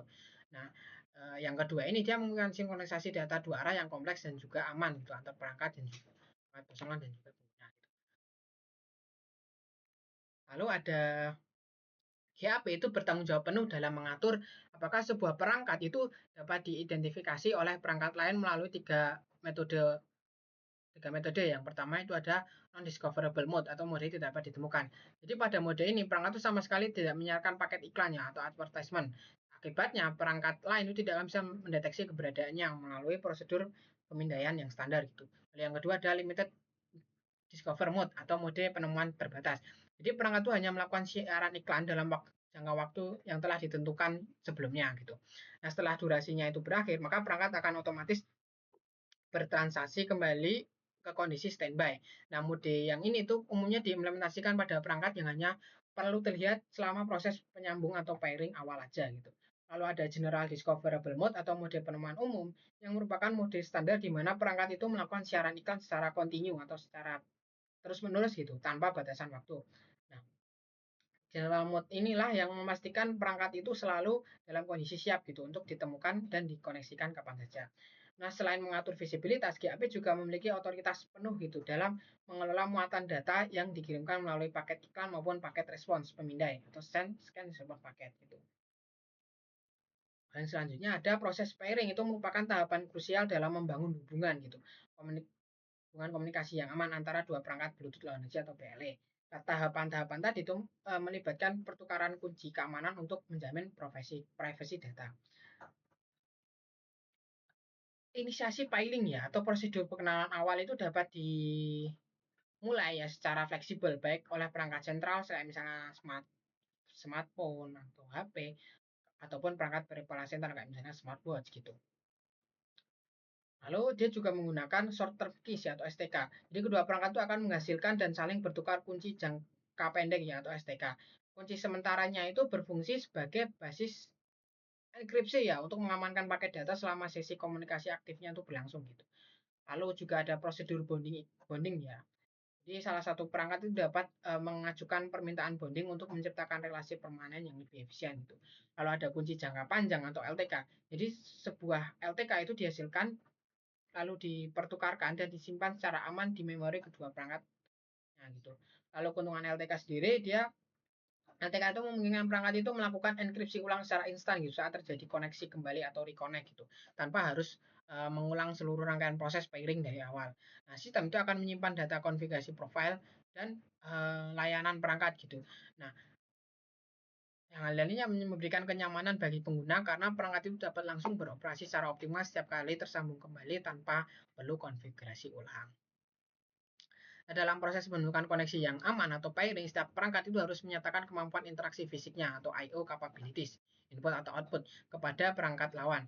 Nah, penyiaran itu menentukan metode autentikasi yang sesuai gitu untuk digunakan dengan berapa opsi-opsinya ya kayak misalnya display only. Jadi perangkat hanya memiliki kemampuan untuk menampilkan data kayak misalnya kode PIN kepada pengguna tanpa ada mekanisme input balik dari pengguna ke perangkat tersebut gitu. Kalau ada display yes no, perangkat itu dilengkapi dengan layar tampilan dan mekanisme input sederhana yang memungkinkan pengguna itu memberikan konfirmasi berupa pilihan ya atau tidak. Kalau ada keyboard only, jadi perangkat itu tidak memiliki layar visual namun mendukung mekanisme input bagi pengguna untuk memasukkan kata sandi atau kode PIN secara manual.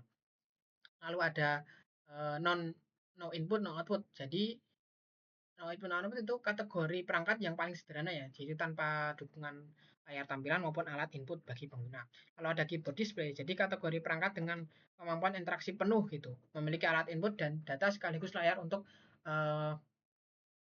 menampilkan informasi visual kepada pengguna gitu. Lalu ada sini ya. Jadi pemilihan metode pairing pada BL itu ditentukan secara dinamis berdasarkan kombinasi input dan output atau I/O dari kedua perangkat yang akan tersambung. GAP itu mendefinisikan dua metode utama ya. Yang pertama itu ada passkey entry atau pemasukan kunci sandi. Jadi mekanismenya itu satu perangkat itu bertindak sebagai penampil kode angka atau passkey yang dihasilkan secara acak, sementara perangkat lainnya itu mewajibkan pengguna untuk memasukkan kode tersebut secara manual. Nah, nilai plusnya metode ini tuh menghasilkan tautan yang terautentikasi gitu, memberikan perlindungan aktif terhadap serangan man in the middle atau MITM atau penyadapan identitas oleh pihak ketiga. Lalu ada just works atau langsung terhubung. Jadi mekanismenya proses pairing diselesaikan secara otomatis tanpa memerlukan input kode sandi dari si pengguna. Nah, untuk keamanannya sendiri, meskipun jalur komunikasinya tetap terenkripsi ya, identitas perangkat itu tidak terverifikasi secara manual atau tidak terautentikasi gitu. Jadi jika salah satu atau kedua perangkat tidak memiliki kapabilitas input output yang memadai, maka sistem itu akan secara otomatis menggunakan metode just work ya sebagai standar bawaan. Nah, kita bergeser ya dari pembahasan Bluetooth ke teknologi wireless lainnya, yaitu Zigbee ya. Zigbee itu merupakan protokol komunikasi wireless yang sering dibandingkan dengan Bluetooth karena karakteristiknya yang hemat energi untuk jangkauan pendek, tapi dirancang dengan fokus yang berbeda untuk otomatisasi dan juga kontrol. Nah, standar yang digunakan itu adalah IEEE 802.15.4 ya. Jadi secara teknis Zigbee itu berbasis pada standar IEEE 15.4 ini. Jadi standar ini tuh memiliki kemiripan dengan Bluetooth ya, yang dia menggunakan standar 802.15.1 gitu. Tapi Zigbee itu lebih dioptimalkan untuk transmisi data berkecepatan rendah dengan daya tahan baterai yang sangat lama. Nah, pengembangan dari teknologi Zigbee itu didorong oleh apa ya? Perusahaan-perusahaan global yang besar gitu kayak misalnya Chipcon yang sekarang bernamanya itu TI, lalu ada Ember, Freescale, Honeywell, Mitsubishi, Philips dan juga Samsung. Nah, aliansi-aliansi tadi itu memiliki lebih dari 260 anggota yang terdiri dari sekitar 15 promotor, 113 partisipan dan 111 pengadopsi. Jadi keanggotaan dalam aliansi Zigbee itu merupakan syarat wajib untuk menggunakan spesifikasi Zigbee dalam produk komersial gitu. Nah, Zigbee itu menggunakan standar 802.15.4 ya untuk menangani lapisan pertama yaitu basic analysis dan lapisan 2 yaitu data link. Nah, protokol Zigbee itu mengelola seluruh stack ya di atas lapisan tersebut, di lapisan tadi itu hingga mencapai tingkat aplikasi pengguna gitu. Nah, setelah kita mengenal organisasinya tadi ya, di sini saya dijelaskan mengapa Zigbee itu diciptakan dan bagaimana perjalanannya hingga menjadi standar industri gitu. Zigbee itu dikembangkan dengan visi teknis yang sangat spesifik, yaitu menyediakan solusi konektivitas wireless untuk skenario yang tidak menuntut bandwidth yang tinggi gitu, tapi memerlukan keandalan operasional jangka panjang gitu.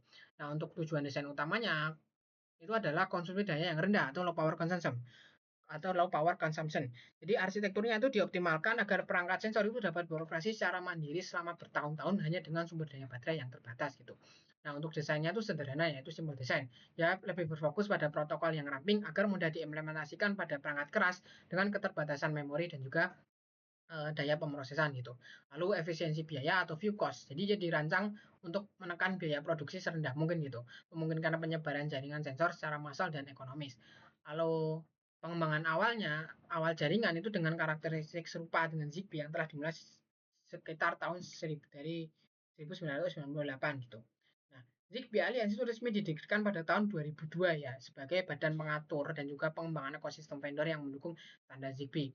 Nah, untuk standarisasi globalnya, landasan teknik pada lapisan fisik dan koneksi yaitu standar IEEE 802.15.4 yang berhasil diselesaikan secara penuh pada tahun 2003. Lalu berbeda dengan Bluetooth yang dominan pada ekosistem aksesori perangkat ya seluler, Zigbee itu memposisikan diri sebagai solusi utama bagi jaringan sektor yang luas dan juga ekosistem otomatisasi yang terintegritas. Teknologi Zigbee itu telah merambah ke berbagai sektor industri kritis dengan klasifikasi kayak misalnya Zigbee itu menjadi tulang punggung bagi sistem pemantauan atau monitoring sensor bergerak serta berbagai infrastruktur otomatisasi pabrik yang menuntut stabilitas koneksi massal. Kalau ada di layanan kesehatan, kalau ada di apa ya otomatisasi gedung, sektor otomotif dan lain sebagainya.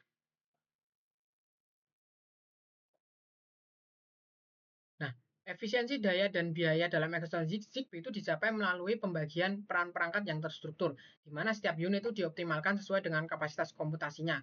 Terdapat tiga kategori utama ya. Yang pertama adalah full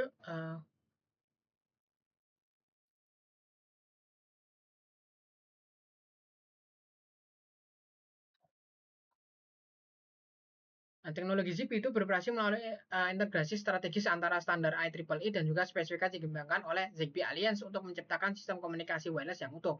Nah, struktur berlapis tadi itu terbagi menjadi uh, tiga ya. Yang pertama adalah lapisan bawah ya. Lapisan bawahnya ini. Lapisan bawah ini atau 802.15.4 gitu. Dia menangani aspek fisik dan akses media perangkat keras ya. Nah, physical PHY atau physical layer itu mengatur transmisi radio pada frekuensi 868 MHz, 915 MHz dan 0,4 GHz gitu. Lalu ada MAC ya atau media access control, dia mengelola tipe perangkat dan apa namanya mekanisme akses saluran untuk mencegah terjadinya tabrakan data atau collision gitu. Lalu di tengahnya itu ada Zigbee Alliance ya, yang merupakan kecerdasan sistem yang mengatur manajemen jaringan dan kerangka kerja aplikasi. Isinya tuh ada yang pertama ada NWK atau network yang bertanggung jawab mengatur topologi jaringan baik dalam bentuk uh, star atau bintang, terus kemudian ada jaring atau mesh, lalu ada pohon atau cluster gitu. Lalu yang kedua ada application layer atau AL, dia yang menyediakan kerangka kerja aplikasi ya, bisa berupa application framework, objek perangkat Zigbee atau ZDO dan sub lapisan pendukung agar berbagai perangkat dari vendor yang berbeda itu dapat saling terkoneksi gitulah. Lalu yang LPS atas sendiri yaitu customer atau pelanggan. Tingkat di mana produsen atau pengembang itu mengimplementasikan aplikasi akhir yang langsung berinteraksi dengan pengguna. Nah, efisiensi daya dan biaya dalam ekosistem Zigbee itu dicapai melalui pembagian peran perangkat lunas yang terstruktur, di mana setiap unit itu dioptimalkan sesuai dengan kapasitas komutasinya. Dapat 3 jenis ya. Yang pertama itu adalah full function device atau RFD. Dia bertindak sebagai router jaringan yang menjamin kelancaran dan lalu lintas data. Ya memiliki kemampuan untuk berkomunikasi dengan perangkat tipe apapun dan mendukung fleksibilitas seluruh jenis topologi jaringan, baik star, mesh maupun tree. Lalu yang kedua ada reduce function atau RFD. Dia RFD itu perangkat ujung atau end device yang dirancang dengan arsitektur yang sangat sederhana. RFD itu sangat efisien ya dari segi biaya dan produksi dan kemudahan implementasi, namun memiliki keterbatasan komunikasi hanya dengan FFD serta terbatas pada topologi star. Lalu yang ketiga ada personal area network atau PAN coordination. Jadi PAN itu bertindak sebagai pengontrol utama atau pusat kendali dari seluruh jaringan yang terbentuk. Nah, tugasnya dia adalah bertanggung jawab penuh dalam menjaga dan mengolah seluruh basis pengetahuan mengenai struktur jaringan. Nah, karena perannya yang krusial, perangkat ini tadi memerlukan alokasi kebutuhan memori dan daya akomodasi yang paling besar ya dibandingkan tipe perangkat lainnya. Nah, jadi struktur dan komponen star network pada Zigbee ya, itu menggunakan topologi bintang atau star network merupakan konfigurasi jaringan paling mendasar dalam ekosistem Zigbee, di mana seluruh komunikasi itu bersifat terpusat dan wajib melalui satu titik kendali utama. Yang pertama itu ada koordinator ya, yang warna hitam, yang titik tengah hitam ini ya, dia bertindak sebagai pusat atau hub utama jaringan yang mengkoordinasikan seluruh lalu lintas data. Koordinator itu bertanggung jawab mengelola koneksi dari semua perangkat yang terhubung. Lalu yang kedua ada FFD atau router yang warnanya itu abu-abu ini ya, seperti ini. Dia beroperasi sebagai titik akhir dalam topologi ya. Jadi meskipun memiliki kemampuan teknis sebagai router dalam jaringan bintang, perangkat ini tuh berfungsi untuk berkomunikasi langsung dengan koordinator pusat. Lalu ada RFD atau endpoint yang warnanya putih. Ini ya, dia berperan sebagai perangkat ujung seperti sensor sederhana. RFD itu dioptimalkan untuk penghematan daya yang ekstrim karena hanya bertugas mengirim atau menerima data secara berkala dari si pusat atau koordinator gitu. Lalu yang kedua ada cluster tree network ya, atau jaringan bawah cluster yang merupakan bentuk perluasan dari topologi bintang yang memungkinkan jaringan Zigbee itu mencakup area yang lebih luas dan lebih kompleks. Berbeda dengan model terpusat, struktur cluster tree itu memungkinkan pembentukan kelompok-kelompok perangkat yang saling terhubung secara hierarkis gitu. Ya, yang pertama itu ada koordinator ya, tadi yang titik hitam ini. Dia bertindak sebagai akar utama atau root pengontrol tertinggi bagi seluruh ekosistem jaringan. Lalu ada RFD ya, ya yang abu-abu gini atau berbintik ini, dia berperan sebagai cabang atau penghubung yang menjembatani koordinator dengan kelompok perangkat yang berada di luar jangkauan pusat. Kalau ada end device atau RFD ya, dia yang warna itu putih ini ya, dia menjadi titik akhir ya atau leaf node di setiap ujung cabang, bertugas untuk mengumpulkan data atau menerima diagnosis. Jadi untuk FFD dia tuh masih bisa menerima cabang ya, sedangkan kalau untuk RFD yang akhir itu dia sudah nggak bisa menerima cabang lagi gitu. Nah, untuk topologi jaringan network itu merupakan keunggulan utama dari si Zigbee Pro yang dirancang untuk memberikan tingkat keandalan dan juga fleksibilitas tingkat tinggi dalam komunikasi wireless secara skala besar gitu. Nah, strukturnya itu memungkinkan jaringan untuk beroperasi secara mandiri dan terhadap kegagalan jalur. Nah, strukturnya itu saling terhubung ya. Dalam topologi yang di sini itu setiap router atau FFD yang lingkaran abu-abu atau bintik ini itu terhubung ke beberapa router lainnya, menciptakan infrastruktur dengan banyak jalur pengiriman data yang secara alternatif gitu.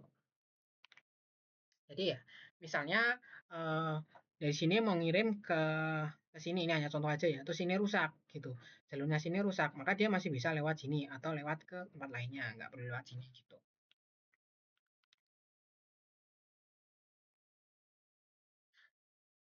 Nah, meskipun keduanya beroperasi di uh, frekuensi wireless jarak pendek, Bluetooth dan Zigbee itu dioptimalkan untuk kebutuhan yang kontras. Bluetooth untuk konektivitas aksesoris itu menggunakan kecepatan tinggi ya, dan Zigbee itu infrastruktur sensor massal yang efisien. Nah, Zigbee itu memiliki protokol stack yang lebih ramping ya, yaitu kurang dari 32 kilobit dibandingkan dengan Bluetooth yang bisa mencapai 250 kilobit, memungkinkan mendukung hingga 2 pangkat 16 perangkat ya, jauh melampaui limitasi 8 perangkat pada si Bluetooth gitu, untuk Zigbee-nya gitu. Lalu untuk performa dan transmisi, Bluetooth itu menawarkan kecepatan data yang lebih tinggi ya, sekitar 1 Mbps untuk penggunaan frekuensi tingkat tinggi atau frekuen. Sementara Zigbee itu dioptimalkan pada 250 kbps ya untuk penggunaan yang jarang atau infrequent gitu. Nah, Zigbee juga lebih unggul dalam akses skalabilitas karena mendukung perluasan jaringan atau extendability dan waktu bergabung atau join time yang singkat. Kontras dengan Bluetooth yang memiliki waktu bergabung lama dan tidak mendukung perluasan. Nah, Bluetooth itu umumnya menggunakan baterai rechargeable ya dengan keamanan berbasis pin 64 bit dan 64 sampai 128 bit gitu. Sedangkan Zigbee itu dirancang untuk baterai non rechargeable yang tahan lama itu dengan enkripsi standar industri yaitu AES 182 bit.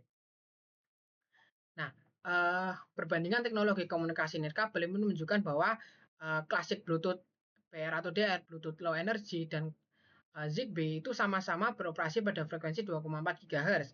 Jangkauan klasik Bluetooth dan BL itu bisa antara 10 sampai 100 meter. Sedangkan Zigbee itu dapat mencapai jarak hingga sekitar 200 meter. Dari sisi kecepatan, klasik Bluetooth itu memiliki data rate antara 1 sampai 3 Mbps dengan throughput aplikasi yang mencapai sekitar 2,1 Mbps gitu ya. Sementara BL memiliki data rate 1 Mbps dengan throughput aplikasi sekitar 0,2 Mbps. Zigbee memiliki kecepatan yang lebih rendah yaitu sekitar 250 kbps dengan throughput aplikasi kurang dari 0,1 Mbps. Lalu jumlah perangkat yang dapat terhubung pada klasik Bluetooth itu terbatas ya, sedangkan BL itu mendukung jumlah perangkat yang tidak terbatas. Dan Zigbee mampu menaungi sekitar 65.535 perangkat. Nah, dari sisi keamanan, ketiga teknologi sama-sama mendukung enkripsi 128 bit pada lapisan aplikasi. Sedangkan pengaturan keamanan yang dapat ditentukan oleh pengguna dalam keandalan, klasik Bluetooth dan VLE itu menggunakan adaptive frequency hopping, sedangkan Zigbee itu menggunakan adaptive frequency hopping, menggunakan DSD triple S ya, dengan mekanisme mesh topologi yang memiliki waktu pemulihan lebih lama gitu. Nah, dari sisi latensi, BLE memiliki waktu pengiriman data yang lebih cepat ya, dengan waktu kurang dari 3 milisekund. Kemudian diikuti dengan Zigbee dengan waktu kurang dari 10 milisekund, sedangkan klasik Bluetooth itu membutuhkan waktu sekitar 100 milisekund. Jadi ketiganya itu digunakan secara global dan memiliki badan sertifikasi masing-masing ya, yaitu Bluetooth SIG untuk Bluetooth dan Zigbee alias untuk Zigbee. Klasik Bluetooth itu mendukung komunikasi suara, sedangkan BLE dan Zigbee itu tidak. Topologi jaringan yang digunakan klasik Bluetooth adalah Scatternet. PLE menggunakan Starbus dan Zigbee menggunakan topologi star maupun mesh. Dalam hal konsumsi daya, klasik Bluetooth itu dijadikan sebagai referensi dengan konsumsi yang paling tinggi ya, sedangkan PLE itu dia jauh lebih hemat daya, dan Zigbee itu juga dirancang untuk konsumsi apa namanya konsumsi daya rendah gitu ya, terutama pada perangkat endpoint. Klasik Bluetooth dan BL itu mendukung service discovery dan konsep profile, sedangkan Zigbee tidak mendukung service discovery, namun tetap memiliki konsep profil dari sisi penggunaan. Klasik Bluetooth itu hanya banyak digunakan pada ponsel, headset, dan streaming audio. PLE itu digunakan pada perangkat wearable kayak misalnya kesehatan, otomasi, dan industri. Sedangkan Zigbee digunakan pada sistem industri, otomatisasi rumah, smart energy, dan aplikasi berbasis lokasi yang tetap gitu. Oke, mungkin itu saja yang dapat saya sampaikan. Kurang lebihnya mohon maaf. Wassalamualaikum warahmatullahi wabarakatuh.